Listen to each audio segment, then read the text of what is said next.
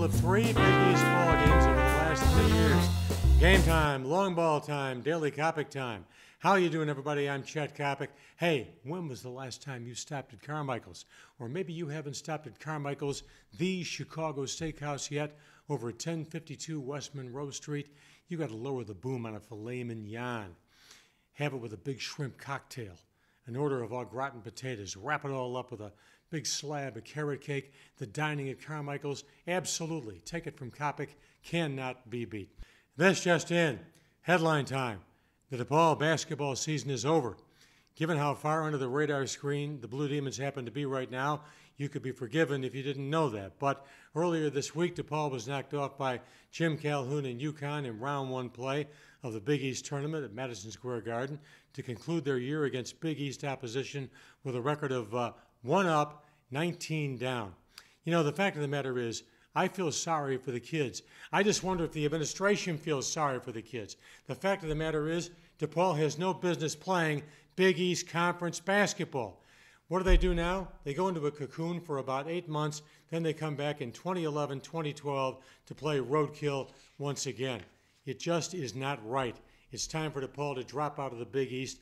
I don't care what the revenue issues are. DePaul, play in a conference where at least you're not going to be embarrassed 18 times out of 19 times during one given year. The guy was a man-child. He was also a rim wrecker. He was above and beyond colorful. I'm talking about Darryl Dawkins, the legendary former Philadelphia 76er, the man who gave us the backboard breaking, game delaying, death defying, Robinzine crying, in-your-face disgrace. Now, Darryl Dawkins was never a truly great basketball player, although he was surrounded by a marvelous cast with Julius Erving, Maurice Cheeks, Doug Collins, etc., Caldwell Jones. But the fact of the matter is, you know, while Doc probably only reached about 75% of his potential, the guy was colorful. When Darryl Dawkins walked into a room, you could feel the vibrations. It's still the same way. Doc still has that sense of color.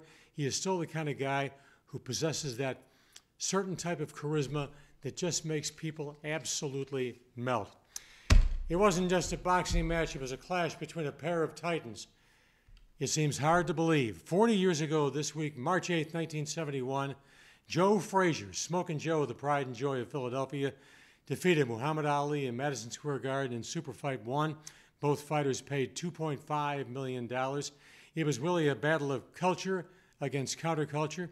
Frazier, the pride and joy of the right wing, the pride and joy of your mother and father, against Muhammad Ali, who was the pride and joy of the left wing and the pride and joy of youth. Keep in mind, it was Ali who refused military induction, was given no due process, and then was robbed of better than 3 years of his boxing career. The fight, pre-Twitter, pre-computer generation, was the most hyped boxing match of all time. There was absolutely nothing like it. People talked about it for months. On fight night, there was a buzz throughout the entire United States of America. For that reason, there was a global buzz. Billy Crystal, the tremendous comic, remembers Ali versus Frazier. I would like to introduce one of Muhammad Ali's oldest and dearest friends and admirers. And Billy stands up, and Ali looks at me like I'm crazy because he's never seen him before in his life. Here he is now, the heavyweight champion of the world, Muhammad Ali. Muhammad, who are you going to defend your title against?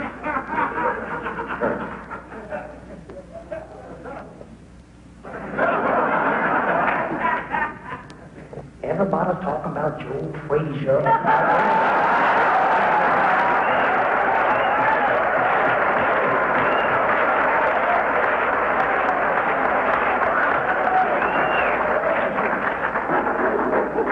I'm so fast, like Satchel Paige said, I can turn out the lights in my bedroom, be in the bed before the room gets dark.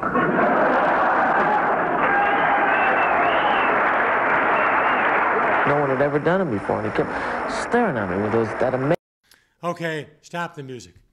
Jim Tressel, head coach, the Ohio State football team, earns better than $3 million to front the Buckeyes, but you know what? He's permanently scarred. He's permanently tarnished. He'll always wear a scarlet letter for what transpired with his football players and the fact that Tressel didn't come clean with his administration about what was going on with Terrell Pryor and 5 other football players on the Buckeye roster. But then again, am I shocked that Tressel would somehow cover up the issue? No. You know what? It's almost impossible in the college football landscape to look at any school that doesn't have at least some kind of dirt under its collective fingernails. I don't blame the kids whatsoever. They sold Buckeye memorabilia to a tattoo parlor for body art and cash. I don't blame the kids. The kids are supposed to look up to Jim Tressel. He's supposed to be their leader. He's supposed to be their role model. It turns out that, you know what? He's dirty. Very simply, he is dirty. So what do the Buckeyes do? They slap his wrist. They suspend him for 2 ball games, one of which is Akron. Real big ball game. However, Tressel will be available the 3rd week of the college football season to coach the Buckeyes when they meet the Miami Hurricanes. But once again, that being said, I will never look at Jim Tressel the same way. The guy who wore the vest, the guy who looks like a biology professor from Topeka, Kansas, always seemed so squeaky clean. Now he is just another member of the Rat Pack. Meanwhile, the bandwagon is just about ready to burst. It gets bigger by the moment. Sunday, Bulls, Miami Heat. Bulls knock off LeBron James, Dwayne Wade, and Chris Bosh. Tremendous TV numbers. Now, the Bulls will come right back on Monday night against the New Orleans Hornets, albeit the New Orleans Hornets without Chris Paul. And what does the game do? Are you ready for this? It peaks with a 10.2 television number. A 10.2, to translate that into layman's terms, that's roughly twice as much as what your average 10 o'clock newscast will do in the city of Chicago. Meanwhile, while that's going on, who is in charge right now of writing Derrick Rose's acceptance speech as the NBA's most valuable player? He was the pride and joy of Macon, Georgia. I had the good fortune to see the man in concert more than a dozen times, talking about the incomparable godfather of soul, James Brown. Seems hard to believe that James now has been gone, 2, maybe 3 years? When James Brown got out on the stage and you looked at his body, you realized just how graceful he was, how athletic he was. And keep one thing in mind, James Brown was athletic. If he carried about 30 or 35 more pounds, he probably would have made one hell of a National Football League running back. As we say goodbye on this edition of Daily Coppock with James and Make It Funky, a reminder, check us out on Facebook, check us out on dailycoppock.com, check us out on northtonorth.com. Let us know what you like, what you don't like. Remember, stop by Carmichael's, take it from Coppock. You are going to love that carrot cake, but begin with a Chicago cut steak. Don't forget to buy your copy of Fat Guys Shouldn't Be Dancing at Halftime. I'm telling you, I'm going to be pimping for this book until the year 2015, if there are still any bookstores left. Meanwhile, take good care. We'll be in touch. This has been the Daily Coppock. I'm Coppock. Have a good one. So long, everybody.